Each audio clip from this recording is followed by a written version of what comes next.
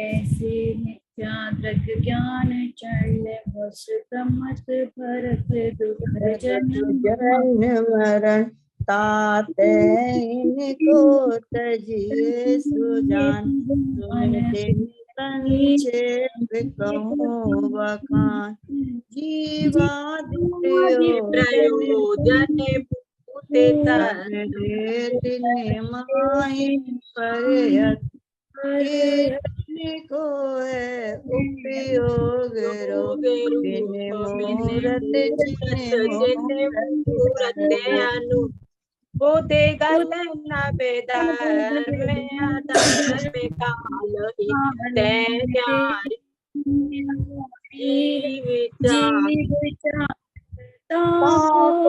न जाने विपरीत मान करे मैं सुखी मैं रंग तेरा गोदन प्रभाव मेरे सुत सुभग मूरख प्रवीण तन उपजत अपनी उपज जान तन न सत आप को नाथ मान रागादि प्रगट सेवत गिनते शुभ बंद के फल मजार रते अरत करे आत्म हित ज्ञान तिलक आप रोके न निज सत्य को निराकुल तप न जो याई प्रतीत जुत कछुक ज्ञान सो दुखदायक ज्ञान जान इन जुत विषयन में जो प्रबल जानो मिथ्याचरित यो ही मीता तिन सर्ग जे अब जे गीत सुनिए सुते जे को गुरु कुदेव कुधर्म से दर्शन मोए अंतर रागादिक अंबर सारे कुलिंग लय में भाव एक गुरु जन्म जल उपलना जो राग देश मल कर मणि बनिता गदाद च्युत चिन्ह कुदेव की से सट करत नतिनि भव भ्रमण रागादि भाव हिंसा समेत गर्भित त्रस्तावर मरण खेत जे क्रिया जानु कुधर्म तिन सर जान अब सुन कृत जो है अज्ञान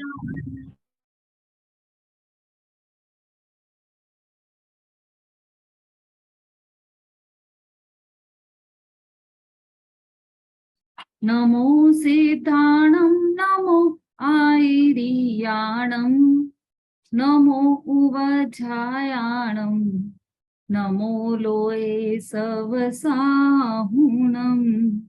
तीन भुवन में सार वीत राग विज्ञानता शिव स्वरूप शिवकार नमः त्रियोग समारी के।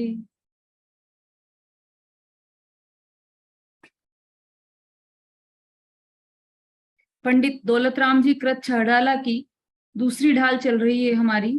प्रथम ढाल में हमने चारों गतियों का स्वरूप समझा था, और दूसरी ढाल में जो हमने अनादिकाल से दुख पाया है, उन दुखों का कारण क्या है, उन कारणों का स्वरूप हम समझ रहे हैं ग्रहित मिथ्यात्व और अग्रहित मिथ्यात्व के माध्यम से। अग्रहित मिथ्यात्व की चर्चा हमने पहले की, अब हम ग्रहित मिथ्यात्व की चर्चा कर रहे हैं। इसके अंतर्गत हमने ग्रहित मिथ्या दर्शन का प्रकरण संपूर्ण किया है। अब ग्रहित मिथ्या ज्ञान के संबंध में हम आज जानेंगे।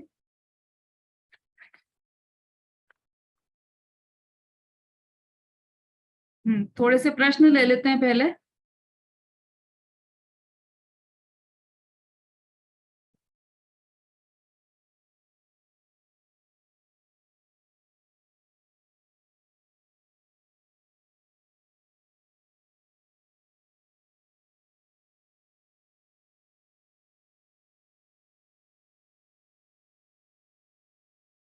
कुगुरु का लक्षण क्या है?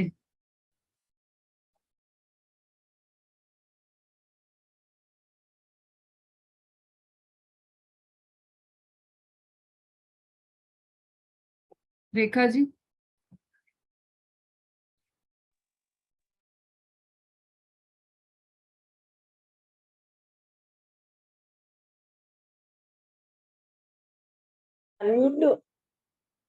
अंतर में रागादि हो, बाहर में अस्त्रादि हो, वह कुगुरु का लक्षण है। पत्थर की नौका के समान है, वह खुद भी डूबता है और हमें भी नहीं डुबाता नहीं, है। बस लक्षण पूछा है। बाहर में क्या बताया आपने? अंतर में तो रागादि को, और बाहर में बाहर में अस्त्रादि हो, अस्त्रादि आदि हो, वह कुगुरु का लक्षण है। नहीं नहीं नहीं नहीं, वस्त्रादि हो, वस्त्र और पैसा, अच्छा, ऐसा है। चलिए ठीक है। कुगुरु कुदेव का लक्षण क्या है?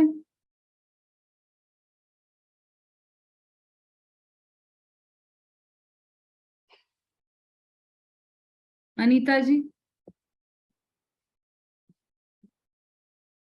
अनम्यूट कीजिए पहले। जो देव राग दोष रूपी मैली से मैले होते हैं, जिसकी स्त्रियां होती हैं, तथा जो गदा आदि वस्त्र शस्त्र के लिए हैं, उन्हें कुरुदेव कहते हैं। अस्त्र शस्त्र के को लिए। अस्त्र शस्त्र।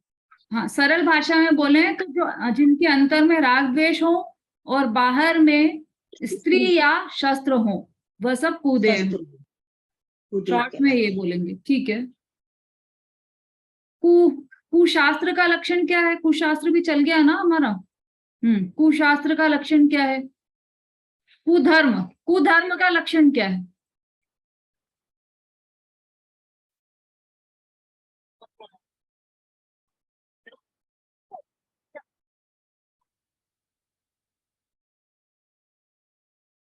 कुधर्म, किसे सुधर्म कहना, किसे कुधर्म कहना? जो धर्म नाम का है लेकिन धर्म नहीं है, वास्तव में वो जो धर्म नहीं है, ऐसा क्या है जिसके कारण हमें उसे धर्म नहीं मानना चाहिए? वो कारण आपको बताना है, या फिर कुधर्म का लक्षण बताना है। हाँ, तो यदि हमें अपना विवेक जागृत करके हम कार्य करें तो कोई भी कार्य असंभव नहीं। ऐसा नहीं है, देखो अंजन जो था ना, अरे ये पिछली क्लास कहाँ से चालू हो गई इसमें? हाँ, एक मिनट आप होल्ड कीजिए, रुकिएगा।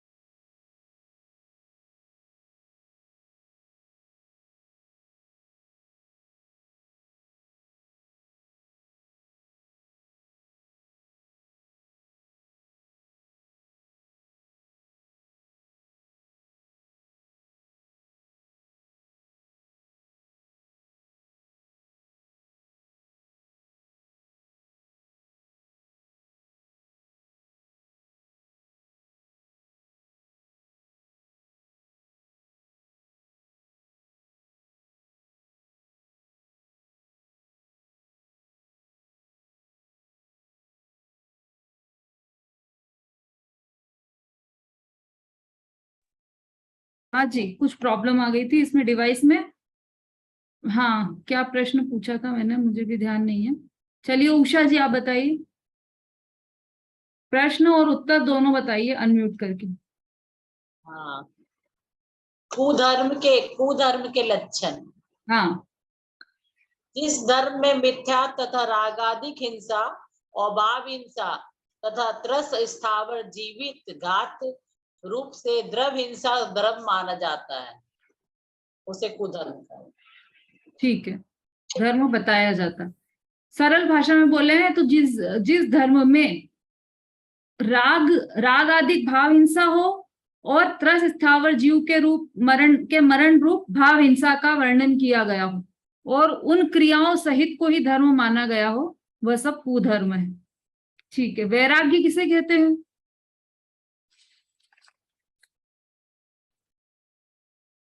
ये प्रश्न इंपॉर्टेंट है, इसलिए हर बार मैंने इसको पूछा है और ये अपनी जो सात तत्व संबंधी भूल चली थी उसके अंतर्गत आया था ये। अर्चना जी।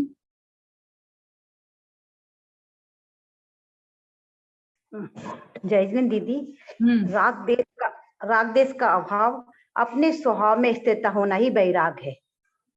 हाँ बिल्कुल सही, अपने स्वभाव में स्थिरता रूप सम्यक चारित्र, यह वैराग्य, बिल्कुल सही। अब अग्रहित मिथ्या दर्शन का लक्षण क्या है? अंतिम प्रश्न है ये।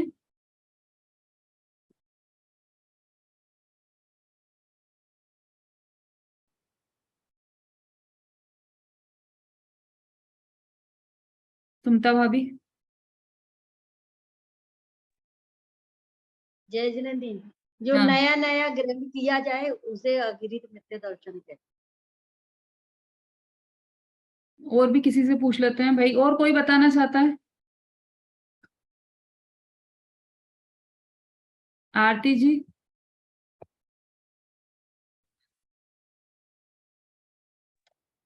जो अनादिकाल से मिथ्यात्व चला रहा है वो अग्रहित मिथ्यात्व है। देखो मैंने पहले भी बताया था कि ग्रहित या अग्रहित कुछ भी हम पूछें तो ग्रहित अग्रहित का लक्षण यदि पूछा है तो लक्षण बताना है, परिभाषा या उसका अर्थ नहीं बताना है।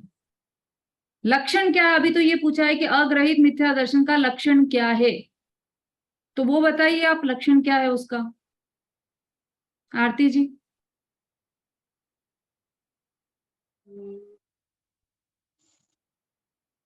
देखो ग्रहित मतलब तो नया ग्रहण किया है, अग्रहित मतलब तो अनादि से है, ये तो उसका शब्दार्थ हो गया, पर उसका अर्थ क्या है? अनादि से कौन सा ग्रहण किया हुआ है, अनादि से कौन सा हमारे साथ में है, वो बताना है आपको। मतलब जो मिथ्या मान्यताएं हैं, शरीर को अपना मानना, पर में एकत्व करना, ये अनादि से के संस्कार हैं, ये अग्रहित मिथ्यात्व। हाँ बिल्कुल सही है। और इसको यदि हम छठाला की भाषा में बोलें तो सात तत्वों की विपरीत श्रद्धा, यह अग्रहित मिथ्या दर्शन का लक्षण है। ठीक है, चलिए आगे बढ़ते हैं अपन। थोड़ा आप लोग रिवाइज करते रहिए, आपने जो नोट्स बनाए हैं उनको पढ़ते रहिए, छठाला भी पढ़िए ताकि आपको याद होता रहे। आगे बढ़ते हैं अपन।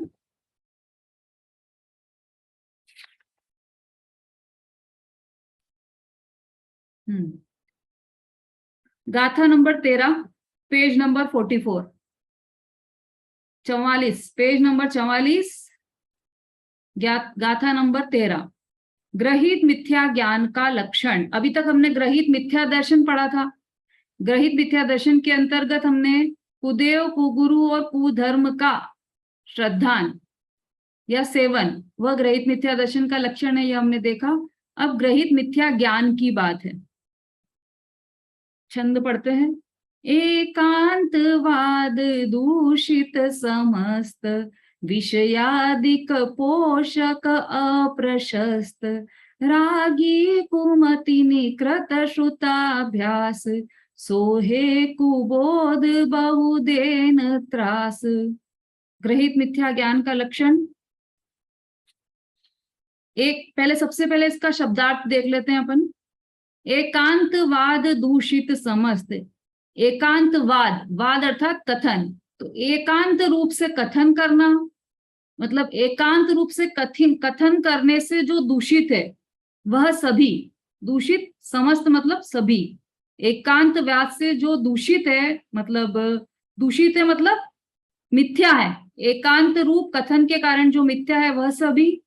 दूसरा, विषयादिक पोषक अप्रशस्त, विषय मतलब 5 इंद्रिय के जो विषय हैं उनका पोषण करने वाला ऐसा जो अप्रशस्त अर्थात मिथ्या है।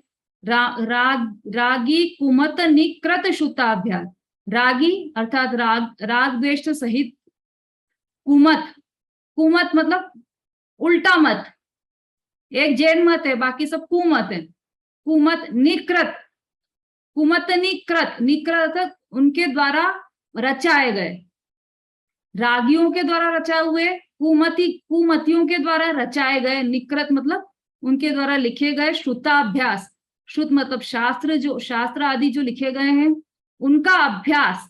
सो है कुबोध बहुद्रेनतास, सो वह है कुबोध अर्थात मिथ्या ज्ञान, बहुदेनत्रा जो बहुत देता है, त्रास मतलब दुख। ठीक है, ये शब्दार्थ है। अब अन्वयार्थ पढ़ते हैं अपन।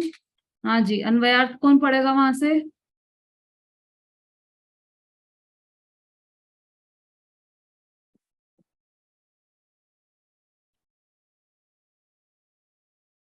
किसी के भी पास किताब नहीं है क्या?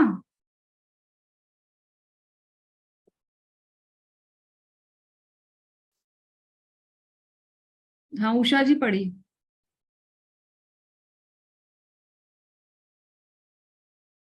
अनम्यूट करके पढ़िए।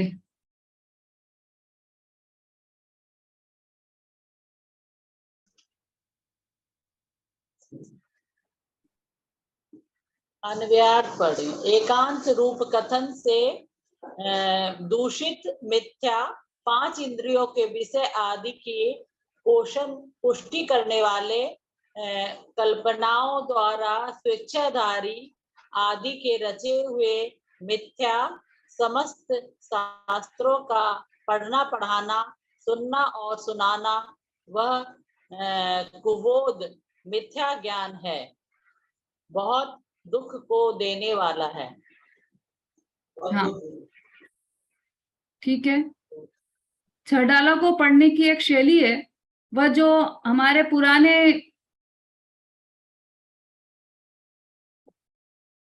पुराने स्टूडेंट हैं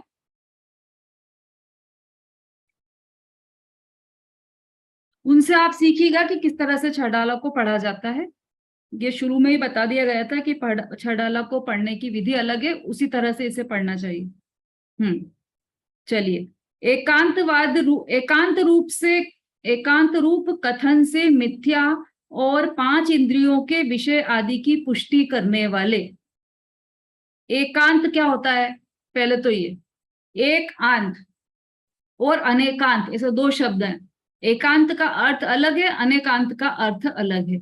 एकांत मतलब किसी भी वस्तु के एक पक्ष को ग्रहण करना, वह एकांत कहलाता है।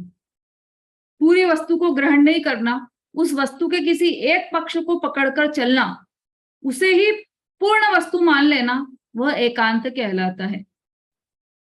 जैसे हाथी होता है, जैसे चार लोगों के आंखों पर पट्टी बांधी गई और उन्हें एक हाथी के पास लेकर गए। अब एक से पूछा कि हाथी कैसा है, तो उसने बोला कि हाथी रस्सी जैसा है। एक से पूछा हाथी कैसा है, उसने कहा हाथी दीवाल जैसा है। एक से पूछा हाथी कैसा है, तो उसने कहा हाथी सूपड़े जैसा है। और एक से कहा हाथी कैसा है, तो उसने कहा हाथी खंबे जैसा है। अब इन चारों में से किसको सही माने? ऐसा क्यों कहा था चारों ने? क्योंकि जिसने जाकर हाथी के पेट पर हाथ लगाकर देखा, उसने समझा कि हाथी दीवाल जैसा है।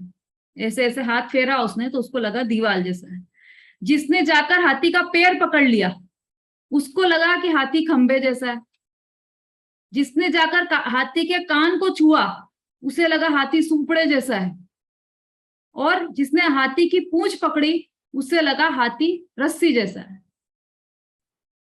अब देखा जाए तो कोई भी गलत नहीं है, लेकिन एक दूसरी दृष्टि से देखा जाए तो चारों ही गलत है। गलत इसलिए है, देखो सही इसलिए है कि उन्होंने जितना कहा है वो कथन सही है, लेकिन जब गलत वो इसलिए है क्योंकि उन्होंने पूरी वस्तु को ही वैसा मान लिया है कि हाथी ही पूरा रस्सी जैसा है, ऐसा मान लिया है। हाथी का कुछ अंश रस्सी जैसा भी है ऐसा यदि मानते तो वो सही होता, लेकिन यदि पूरी वस्तु को कि हाथी ही पूरा रस्सी जैसा ही है ऐसा मान लिया तो वह एकांत हो गया। अनेकांत का अर्थ है कथनचित।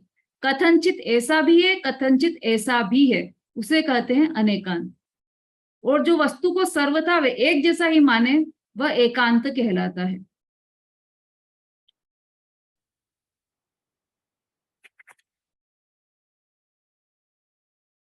जैसे आत्मा नित्य भी है और अनित्य भी है, आत्मा एक भी है अनेक भी है, लेकिन उसको केवल एक मानना कि आत्मा अनित्य ही है ऐसा मानना वह एकांतवाद है और वह मिथ्यात्व है। ऐसे एकांतवाद, देखो घबराना मत, थोड़ा सा कठिन लग सकता है आपको, लेकिन अभी तो ये अपन ने अन्वयार्थ कर रहे हैं ना, अभी पूरा सरल शब्दों में और समझाएंगे आपको, बिल्कुल भी चिंता मत करना, थोड़ा सरल सरल होता जाएगा, बस उपयोग अपना यहाँ टिका कर रखना तो आपको पूरी बात समझ में आएगी। एकांत रूप कथन से मिथ्या। अब ये जो रागी कुमति आदि के रचे हुए मिथ्या शास्त्र है ना, वो कैसे हैं उनकी चर्चा है यहाँ पर। मिथ्या ज्ञान है ना, अभी मिथ्या ज्ञान की चर्चा चल रही, ग्रहित मिथ्या ज्ञान, तो वह कैसा होता है कि जो रागी आदि के द्वारा रचे गए शास्त्र हैं उनको पढ़ना पढ़ाना सुनना सुनाना वह सब मिथ्या ज्ञान है ना।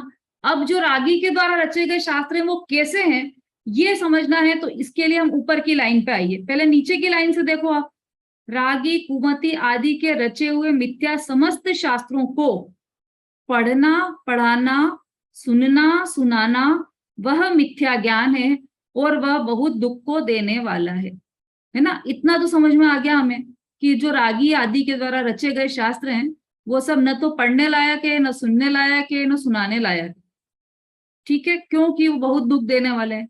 अब रागी के द्वारा रचे हुए शास्त्र क्यों है ऐसे जो पढ़ने लायक भी नहीं है, सुनने लायक भी नहीं है, सुनाने लायक भी नहीं है, क्यों है? उसका कारण ऊपर की लाइन में दिया है, क्योंकि वह एकांत रूप कथन से मिथ्या है।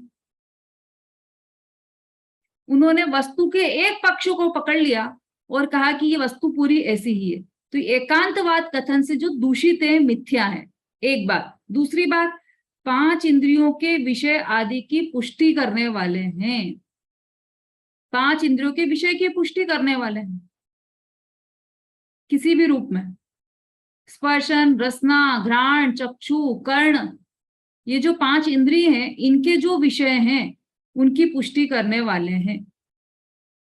ऐसा कर लो तो क्या कहते हैं रागी कुमति कृत शास्त्र, ऐसा करके आप ऐसा व्रत कर लो तो आपको आपके इष्ट की सिद्धि हो जाएगी, मतलब आप जो चाहते हैं वो सिद्धि हो जाएगी। और चाहते क्या है हम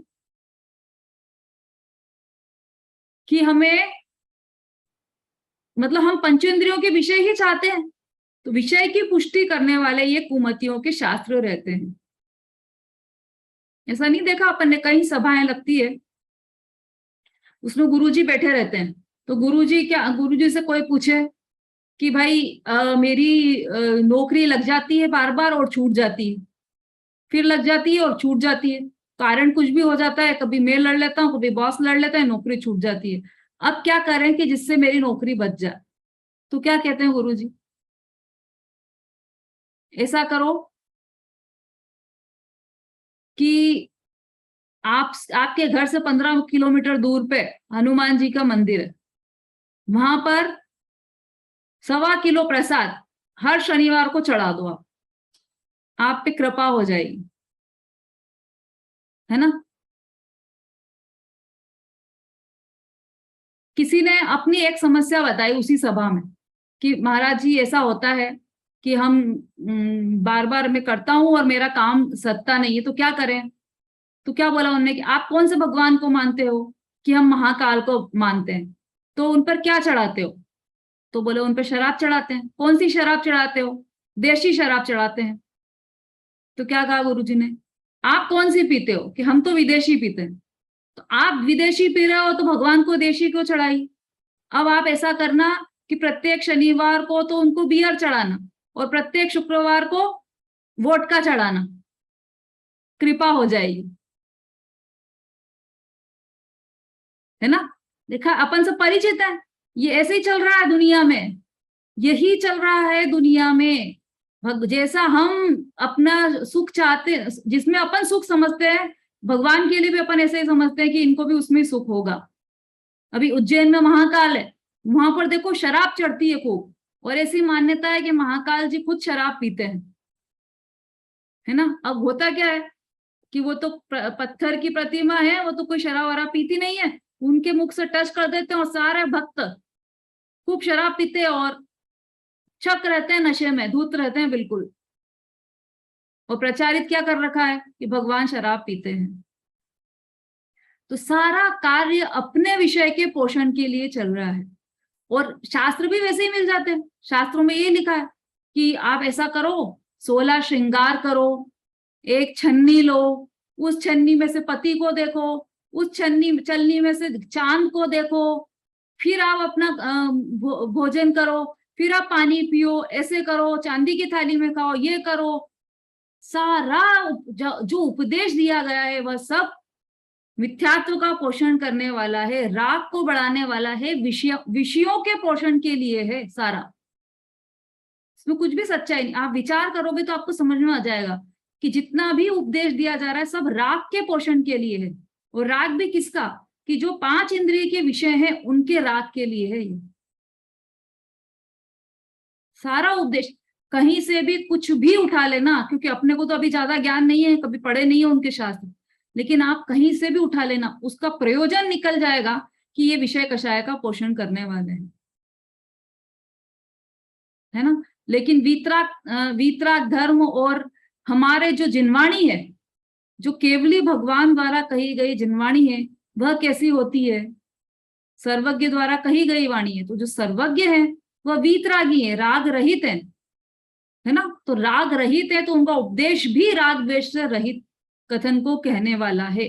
शास्त्र भी सारे शास्त्रों का प्रयोजन एकमात्र वीतरागता है। 4 अनुयोग होते हैं जिनवाणी में, द्रव्यानुयोग, चरणानुयोग, प्रथमानुयोग और कर्णानुयोग। अब ये चारों तरह के जो शास्त्र होते हैं, चारों ही शास्त्र वीतरागता का पोषण करने वाले हैं। उनके अंत में वीतरागता ही आएगी। उसका निष्कर्ष निकालने जाओगे आप तो वीतरागता ही आएगी। अभी ऐसा लगता है अपने को कि हम पुराण पढ़ते हैं तो उसमें तो बहुत ऐसे वर्णन आए, ऐसी नगरी, ऐसे कोट, ऐसे राजा का वैभव, बहुत चर्चाएं आएगी प्रथमानुयोग में। लेकिन फिर क्या हुआ कि ऐसे वैभव को बताया, खूब वैभव बताया, लेकिन उस वैभव को भी छोड़कर तिनके के समान तुच्छ जानकर जो वन जंगल में चले गए, जिन्होंने दीक्षा ग्रहण की, ऐसे मुनिराज, ऐसे राजा, उनका स्वरूप बताया गया है। तो वहां पर किसको मुख्य रखा गया? वीतरागता को ही मुख्य रखा गया, वीतरागता का ही पोषण किया गया। राग द्वेष का कदापि पोषण नहीं किया जाता जिनवाणी में। जितने भी राग द्वेष को पोषण करने वाले, विषय कषाय को पोषण करने वाले जितने भी शास्त्र हैं वह सब मिथ्या हैं, कुशास्त्र हैं, या कहें कि ग्रहित मिथ्या ज्ञान को का पोषण करने वाले हैं। तो एकांत रूप कथन से मिथ्या और 5 इंद्रियों के विषय आदि की पुष्टि करने वाले रागी, कुमति आदि के रचे हुए मिथ्या समस्त शास्त्रों को, अब इसमें एक शब्द आया 5 इंद्रियों के विषय। 5 इंद्रियों के विषय का, 5 इंद्रियों के नाम क्या है?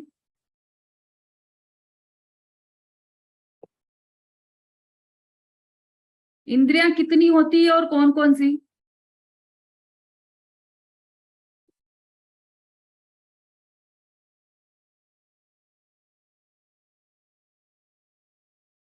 सत्ताईस पार्टिसिपेंट्स हैं और उसमें से 3 3 6 7 8 लोगों को पता है कि 5 इंद्रियां कितनी होती है और कौन कौन सी?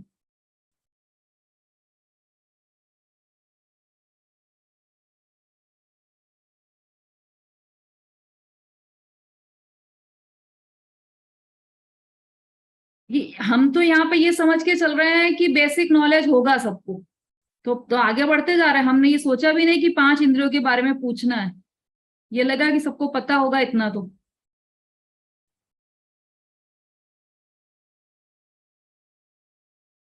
12 हैंड रेज हुए हैं, 12, 27 में से 12।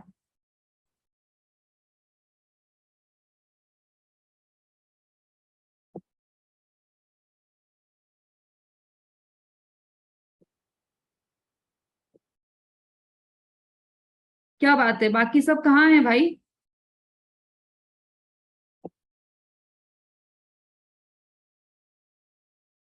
अभिलाषा जी, कांति जी,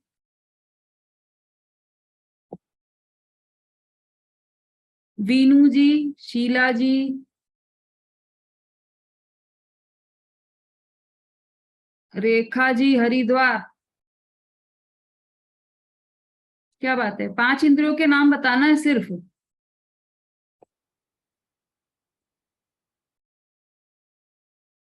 नहीं भाई, अपना आकलन करें, कहाँ हैं हम? मनीषा जी,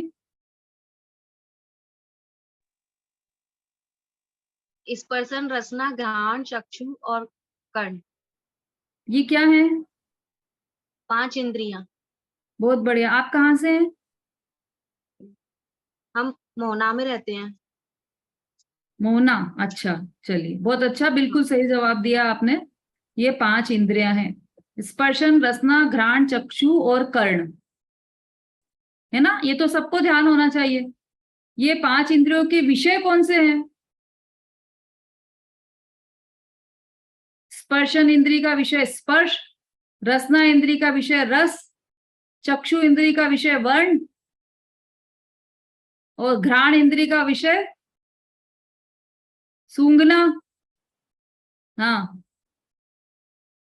चक्षु और कर्ण इंद्री का विषय स्वर।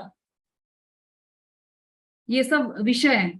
तो ये 5 इंद्रियों के जो विषय हैं, इनकी पुष्टि करने वाले जितने भी शास्त्र हैं, उनको पढ़ना, पढ़ाना, पढ़ाना भी आ गया।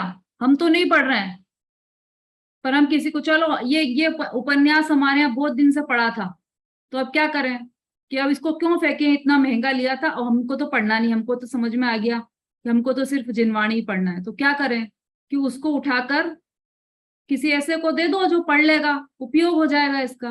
कि नहीं, वो भी आपका ग्रहित मिथ्यात्व को बढ़ाने वाला है। पढ़ना भी नहीं, पढ़ाना भी नहीं, सुनना भी नहीं, सुनाना भी नहीं। अब उपन्यास तो कोई पढ़ता नहीं है, तो क्या करते हैं अपन? टीवी देखते हैं। टीवी का एक एक सीरियल उपन्यास ही तो है ना? एक एक सीरियल में कहानी तो आ रही है, और उसमें भी क्या हो रहा है? विषयों का पोषण ही हो रहा है। तो वो विषयों का पोषण करने वाला जितना भी ज्ञान है, वह सब कुशास्त्र है और मिथ्या ज्ञान है। वह बहुत दुख को देने वाला है। भावार्थ पढ़िए वहां से।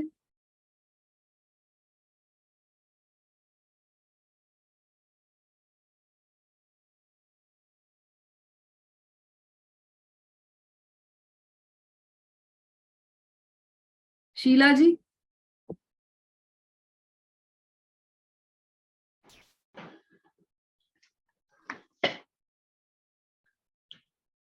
भावार्थ, वस्तु अनेक धर्मात्मक है, उसमें से किसी भी एक ही धर्म को पूर्ण वस्तु कहने के कारण से दूषित तथा विषय कषाय आदि की पुष्टि करने वाले गुरुओं के रचे हुए सर्व प्रकार के मिथ्या शास्त्रों को धर्म बुद्धि से लिखना, लिखाना, पढ़ना, पढ़ाना, सुनना और सुनाना, उसे ग्रहित मिथ्या ज्ञान कहते हैं। जो शास्त्र जगत में सर्वथा नित्य, एक, अद्वैत और सर्वव्यापक ब्रह्म मात्र वस्तु है, अन्य कोई पदार्थ नहीं है, ऐसा वर्णन करता है, वह शास्त्र एकांतवाद से दूषित होने के कारण कुशास्त्र है। तीसरा, वस्तु को सर्वथा क्षणिक अनित्य बतलाएं, अथवा गुण ध्वनि सर्वथा भिन्न है, किसी गुण के संयोग से वस्तु है, ऐसा कथन करें, अथवा जगत का कोई कर्ता हर्ता तथा नियंता है ऐसा वर्णन करें, अथवा दया दान महाव्रत आदि शुभ राग जो कि पुण्य आश्रय हैं, पराश्रय हैं, उससे तथा साधु को आहार देने के शुभ भाव से संसार परित होना बतलाएं, तथा उपदेश देने के शुभ भाव से परमार्थ रूप धर्म होता है इत्यादि अन्य धर्मियों के ग्रंथों में जो विपरीत कथन है वे एकांत और अप्रशस्त होने के कारण कुशास्त्र हैं, क्योंकि उनमें प्रयोजन भूत 7 तत्वों की यथार्थता नहीं है।